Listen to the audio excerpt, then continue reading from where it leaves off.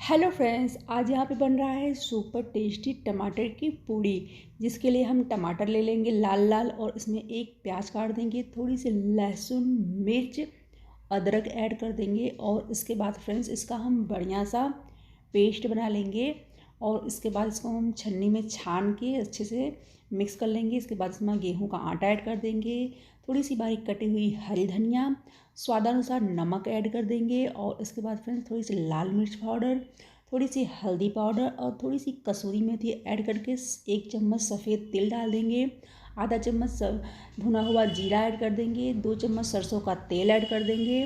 और इसके बाद फ्रेंड्स यहाँ पे इन सभी चीज़ों को एकदम बढ़िया से मिक्स कर लेंगे और इसके बाद इसकी हम छोटी छोटी लोइयाँ तोड़ के इसकी बढ़िया से पूड़ी बना लेंगे और इसे गर्मा गर्म तेल में फ्राई कर लेंगे। और ये देखिए फ्रेंड्स, टमाटर की सुपर टेस्टी पूड़ी बनके तैयार हो गई है। आप भी ज़रूर ट्राई करिए। Thank you.